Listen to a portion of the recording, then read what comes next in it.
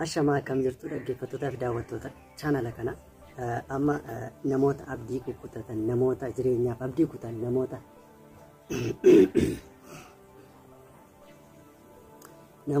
namoota abdii kutatan namoota jireenyaaf abdii kutatan namoota jiraachuuf ixaafii bituuf namoota qullubbii bituuf isaan gube yoo jiraate gara keenyatti ergaa gorsa ajaa'ibaa konsaltaansii finiinaa irratti qopheessinee qabna. Kanaaf iyyuu namoota abdii kutatan yoo jiru ta'e gara keenyatti fidaa jenna. Kunoo amma keessummaa keenya kabajaa as kanatti qabna. Kuni gurbaan kun akkuma isin argitani gurbaan ofii isaatiin of gorsuu jalqabeera. Gurbaan of isaarraa of kaasee ofii qabe ofii eegalaa jira. Sammuu isaatti bu'ameera. Sammuu isaa baay'ee tuqameera. Baay'ee sammuu tuqameera. Kanaaf iyyuu gargaarsa barbaada. Akkaawuntiin banameefii jira. Sanatti deemaati subscribe follow like yoodha birrii galchaa hin jenneeni mucaan kun kan gargaaramuu qaba.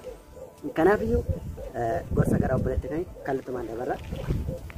Obboleessa ani wanta siin jechuu barbaadu yaadota namaaf jechoota namaaf tasuma galagaltee ilaalini homaa tokko nan gorsa baay'ee gorsa ajaa'ibaa nan gorsa as mentor ani mentariidha.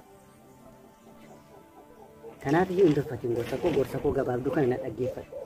Namoonni baay'een akkasitti kun jecha addunyaa kanarraa walitti guuranii jecha googiliirraa kiroomiirraa walitti guuranii yuutuubiirraa fidanii ijoollee keenya tasjaajessaa burjaajessaa jiru. Kanaaf iyyuu maal gochuu qabdaati? Jechoota yookiin immoo yaadota namaaf motiveeshinaal ispiichii akkasii iddoo kennuu hin qabdu. Anaan hin ilaallatu. Kanaaf iyyuu ani sumaan si gorsuun barbaada amma jalqaba. Of gorsuun barbaada ijoollee keenya.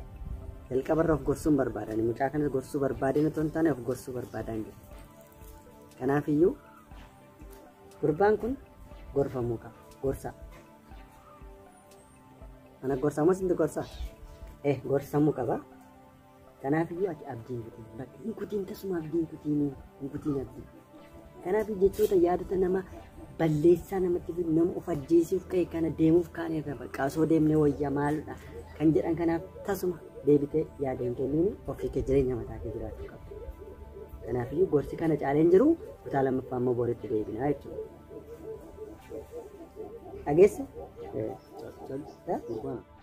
Nuti nama akkanatti nu gorsu baay'ee qabna. Odeessitu afuuftuu akkam?